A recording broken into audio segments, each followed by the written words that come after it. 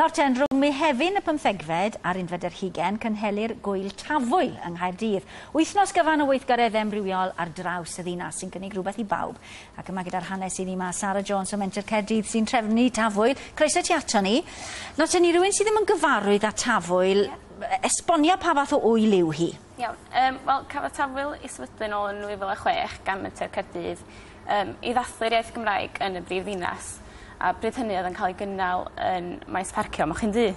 Ond dros y blynyddoedd mae wedi cynyddu mewn poblogrwydd ac erbyn 2011 oedd yna 3,000 o bobl yna. Felly oedd yn amlwg bod angen lle lot mwy. Oedd ti'n mynd i mewn i'r moch yn dŷ oedd ati pan oedd yn cael ei chynnal. Felly yn 2012 cafodd ei symud i Gastell Caerdydd a mi oedd o'n lwyddiant anhygoel. Oedd yna dros 8,500 o bobl yna.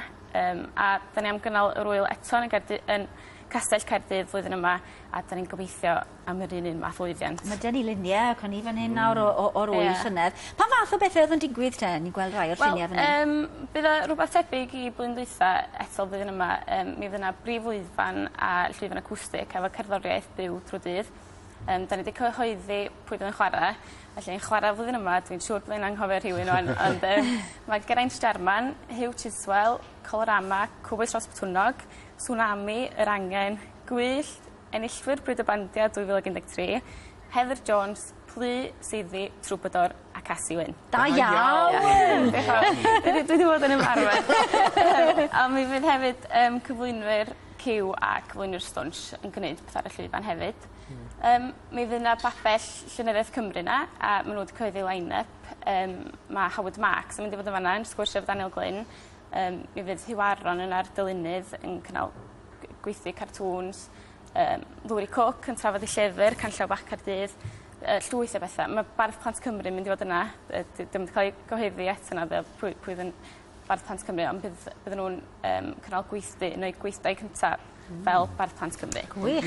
Mi yna wyrgylch a naws neis iawn i'r diwrnod yna. Mae yna jyst gymaint o bethau i wneud yna. Mae yna ardal chwaraeon i bobl sydd yn mwynhau chwaraeon. Mae yna pabell goginio i bobl sydd eisiau mynd i flasu caws. Mae caws Cennarth yn dod yna. Mae cwrw llun yn dod lawr o ben llun i drafod eu cwrw nhw ar bractu a bethau.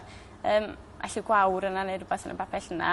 Mae yna babell cerdd cymunedol Cymru hefyd, felly os ydych eisiau trio bod mewn band neu eisiau trio gwneud y fferin. Bryn Williams yn coginio yn y llynedd yn dod. Mae yna rhywbeth i bob aelod o'r teulu yn does? Na, mae yna rhywbeth i bob oedran.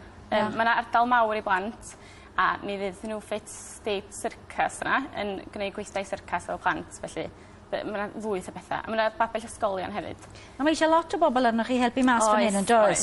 Felly mae yna pel fan hyn am wirfoddolwyr. Wel, da ni newid cychwyn ymgyrch i chwilio am wirfoddolwyr. Felly, os oes gennych chi ddiddordeb bod yn rhan o'r wyl, mae'n ffordd gwych i helpu ni drwy wirfoddoli.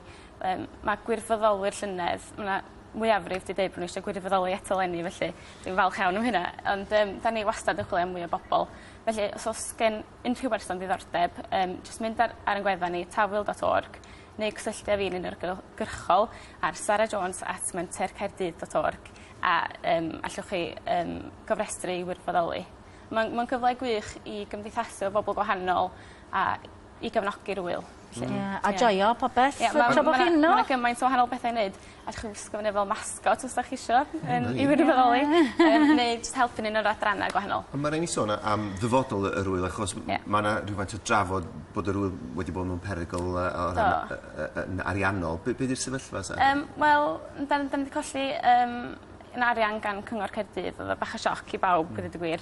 Ond Mers Caerdydd gynnal noson cyfarfod cyhoeddus, ac o'na gymaint o bobl wedi cymryd rhan yn efo a wedi dweud bod nhw eisiau gweld dyfodol i'r wyl.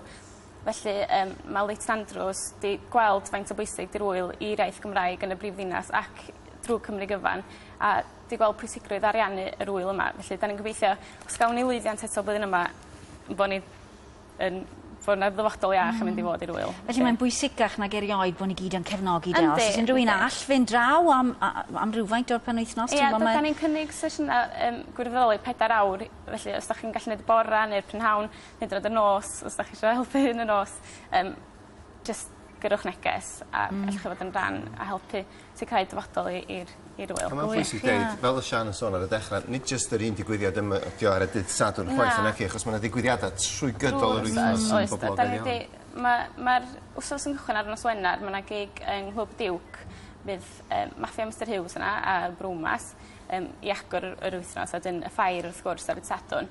A dyn nos Sadwrn mae yna gig yng Nghlwb Ifor i ddathlu pen blwydd Clwb Ifor yn 30. Da ni'n siŵr am pwys chwarae, ond mae'n dod yn gyffroes iawn. Iawn, gret yn dydi. Ie, a pethau drwy gydol yr wsos, felly dewch draw. Croes i'n bysedd, y tywydd yn dda chi. Ie, dwi'n gwybod. Mi fydd. Fawr iawn, Sara.